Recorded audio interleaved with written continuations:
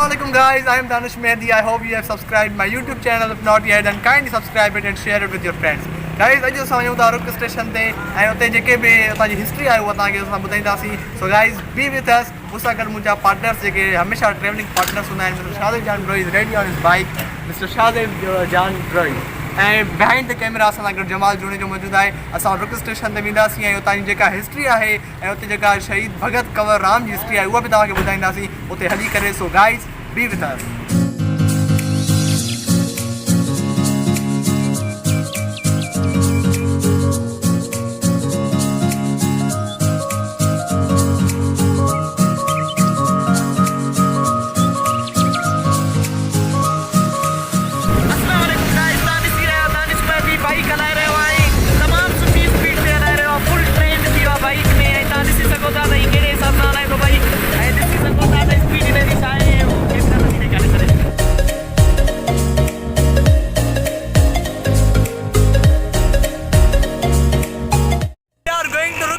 Are you excited for that, Mr. Shadib? बिल्कुल dear असां तमामु पुरजोश ऐं एक्साइटेड आहियूं रुक स्टेशन ते वञण लाइ ऐं उमेद आहे त हीउ असांजो हिकिड़ो तमामु सुठो व्लॉग थींदो दानिश सां गॾु. So hope it would be so better vlog. Okay guys, be with us. नाला वारी नई पुल ते मौजूद आहियूं ऐं हिन खां जेको राइट साइड रस्तो आहे इहो सिधो वञे थो रुक स्टेशन ते. ऐं हिन खां बाद में उते मुख़्तलिफ़ ॻोठ बि आहिनि पर असां उन्हनि ॻोठनि खे त विज़िट न कंदासीं. असां सिर्फ़ु रुक स्टेशन खे विज़िट कंदासीं ऐं भगत कंवर राम जी जेका हिस्ट्री आहे हुन जे बारे में बि असां उते पहुची करे तमामु ख़ूबसूरत मंज़र आहे. कीर्तर केनाल वारी इहा नई पुल हिन खे चइजे थो. हितां जा जेके लोकल माण्हू आहिनि असांखे हुननि ॿुधायो त हीअ कीर्तर केनाल आहे. हिन जी नई पुल जेका आहे उहा ठही आहे. असांजे लोकल जेका आहे सो माण्हुनि सां गॾु जीअं असांखे इंफॉर्म कयो. हाणे राइट न सिधे सॼे हथ ते वञूं न.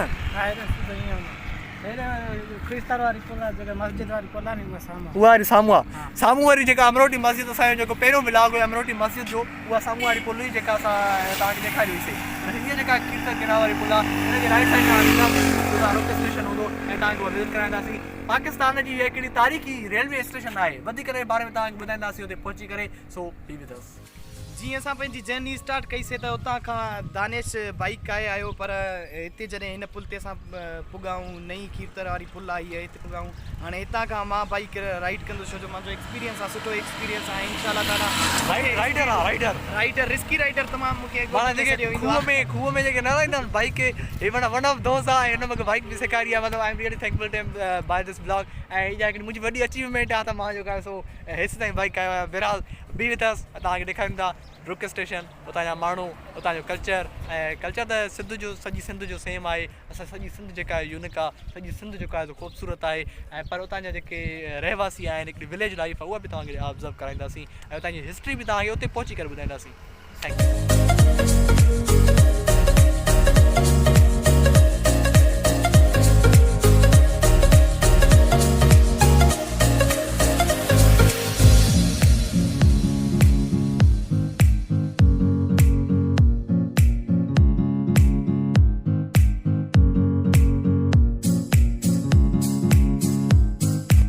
बाइक की जो शादी बताए तो हिते ताईं बाइक जे टायर जे पंचर थियण जो ॾाढो ख़तरो आहे ऐं पेट्रोल बि मतिलबु मुश्किल आहे जो अगरि मिले जो बि ख़तरो आहे तीअं पेट्रोल सां ख़तमु थी वेंदी.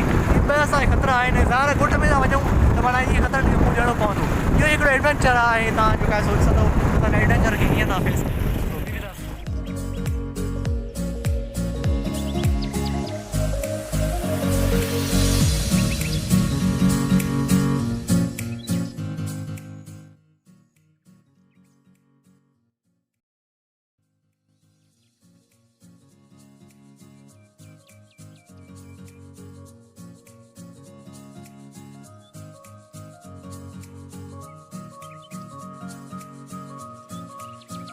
हितां जेके लोकल माण्हू आहिनि हितां जो ॿार आहे नालो छा थी सिराज अहमद जो नालो आहे. असांखे रस्तो ॿुधायो आहे. हेॾां असां सिधो वेंदासीं. हुन खां बाद में लाड़ो ईंदो ऐं उतां जेका आहे रुक स्टेशन आहे ऐं उहा रुक स्टेशन तव्हांखे ॾेखारियूं था. हितां जा लोकल माण्हू असांखे जेका आहे ॿुधाईंदा कहिड़े 6वीं क्लास में पढ़ंदो आहे जेका आहे सिराज अहमद. ऐं स्कूल में पढ़ाई आहे बक़ाइदा. बहरहाल असांजा लोकल माण्हू हितां जा तमामु घणा सुठा आहिनि. हम्बिल आहिनि, काइंड आहिनि ऐं पोलाइट आहिनि. ऐं असां हाणे वञूं था रुक स्टेशन ते बी विथ अस. हाणे असां हिन पुल ते मौजूदु आहियूं. हीअ हिकिड़ी कची पुल आहे. होॾां वरी ॿी पुल ठहियलु आहे. हीअ चवंदा त बगल पुल आहे. हितां न वञो ऐं हो वारो जेको रस्तो आहे सिधो पुल वारो उहो वञे थो रुक स्टेशन ते उनखां बाद में असां जेको आहे सो रुक स्टेशन ते पुॼंदासीं उनखां बाद में ॻोठ बि आहे कलवाड़ी ऐं ओॾे बि असां वेंदासीं ऐं उतां जा जेके वॾा वॾेरा आहिनि उन्हनि सां बि असांजो कॉन्टेक्ट आहे जेकॾहिं कॉन्टेक्ट थी सघे त उन सां मिलंदासीं उनखां रुक स्टेशन जे हवाले सां जेका हिस्ट्री आहे उहा उनखां बि पुछंदासीं लोकल छो त उहे हितां जा लोकल्स आहिनि ऐं हिते मंज़र तमामु ॾाढो मतिलबु ख़ूबसूरत आहे माना प्लेज़ेंट हिकिड़ो एटमॉस्फेयर लॻो पियो आहे नेचर खे एक्सप्लोर करण जे लाइ जेकॾहिं तव्हांखे जेका आहे सो एक्सप्लोर करणु चाहियो था तव्हां सिंध जा ॻोठ विज़िट कयो अहिड़ा ॻोठ विज़िट कयो हितां जा लोकल माण्हू ॾाढा काइंड आहिनि मां पहिरियां बि चयो त असांजा लोकल माण्हू जेके आहिनि असांखे सपोर्ट कनि था बार बार असां पुछूं था त अमुन आहे ऐं हू चवनि था त वाह बेफ़िक्र थी करे वञो तमामु घणो सुठो अमन लॻो पियो आहे ऐं जेका आहे सो कंहिं बि क़िस्म जी फुरल वट वग़ैरह कुझु बि न आहे तव्हां जेका आहे सो टेंशन फ्री थी करे इंजॉय कयो ऐं उतां जी डॉक्यूमेंट्री वग़ैरह जेको बि आहे उहो तव्हां रिकॉर्ड कयो सो असांजे लोकल माण्हू आहिनि जिन असांखे इंफॉर्म कयो हुनजी एड्रेस वग़ैरह ॿुधाई सो अचो त हलूं रुक स्टेशन में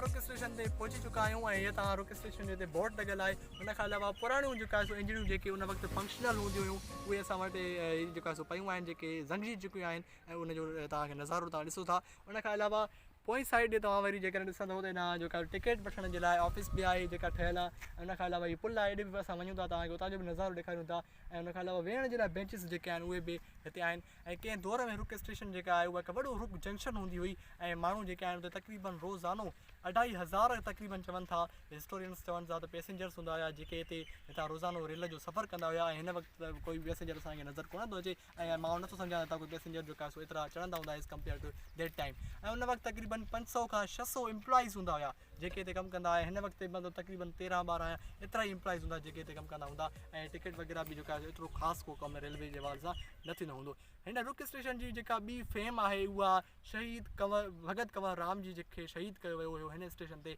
उहा बि आहे उनजे हवाले सां बि तव्हांखे ॿुधायूं था ऐं उते बि तव्हांखे ॾेखारियूं था उहा जॻह जिते शहीद भगत कंवर राम खे शहीद कयो वियो सो गाइस हाणे असां हलूं था इहे जेके ज़ंगी पयल इंजनियूं तव्हां साम्हूं ॾिसो था इहे तव्हांखे ॾेखारियूं था उते हली करे ऐं जेका आहे उतां जो पूरो नज़ारो तव्हांखे ॾेखारियूं था अचो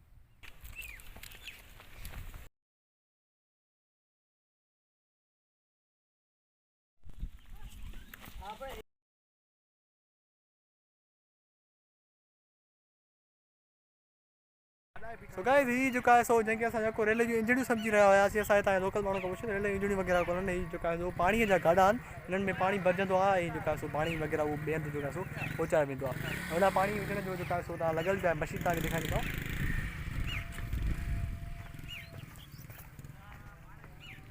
ही तव्हां ॾिसी सघो था हितां पाणी हिन में जेका आहे सो भरिजंदो आहे ऐं उहो पाणी जेका आहे सो हिन गाॾनि में भरिजी करे ॿिए हंधि जेका आहे पहुचाए वेंदो आहे जिते पाणी अवेलेबल कोन हूंदो आहे गाइस हिन वक़्तु तव्हां ॾिसो था हीअ जेका स्टेशन आहे उहा सुनसान पई आहे ऐं जेको मां तव्हांखे ॿुधायो त हिते तक़रीबन उन वक़्त में 2500 पैसेंजर्स हूंदा हुआ त हिन वक़्तु सिर्फ़ु ख़ामोशी आहे सिर्फ़ु सुनसान हिकिड़ो माहौल लॻो पियो आहे सुनसान एटमॉस्फेयर आहे ऐं उन ख़ामोशीअ खे ई असां जेका आहे सो अहिड़ी हिकु जेका आहे सो दिलि खे चीरींदड़ ख़ामोशी आहे अजीब क़िस्म जी ऐं जेका आहे सो पखियुनि जो आवाज़ु आहे ऐं ॿी सिर्फ़ु ख़ामोशी आहे ऐं रेल जा उहे कुकुनि जा उहे पड़ाड़ा आहिनि जेके सिर्फ़ु माज़ीअ जा पड़ाड़ा आहिनि ऐं उहे सिर्फ़ु असांजे ज़हन में जेकॾहिं हुन सां थोरो उन्हनि खे पंहिंजे शऊर में आणियूं था थोरो हुनखे जेकॾहिं रिकॉल कयूं था हालांकि असां ॾिठो बि कोन हुयोसीं पर जेको पढ़ियो उन मां जेकॾहिं असां थोरो हुनखे रिकॉल कयूं था त असांखे थोरो घणो ॾुख जो बि हिकिड़ो अहसासु थिए थो त कंहिं वक़्तु इहा स्टेशन आबाद हूंदी हुई 2500 पैसेंजर्स का आम ॻाल्हि कोन्हे का ऐं हिन वक़्तु हीअ स्टेशन जेका आहे उहा सुनसान आहे हिते कोई बि कोन्हे को ऐं विज़िटर्स सिर्फ़ु ईंदा आहिनि जंहिंखे थोरी घणी हिस्ट्री सां इंट्रस्ट हूंदी आहे या असां जहिड़ा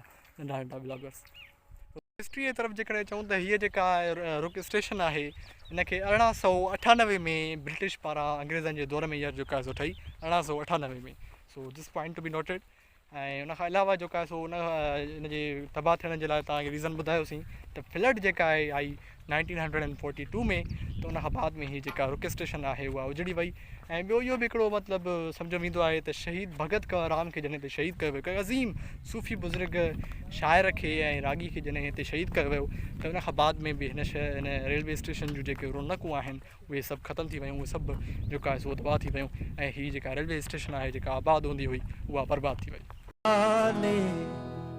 अलख जे बेड़ो तार मुंहिंजो ओ नाले धणीअ जे बेड़ो तार मुंहिंजो आहियां निंधर निमाणी आहियां निंधर निमाणी मूंखे आधार तुंहिंजो आहे आधार तुंहिंजो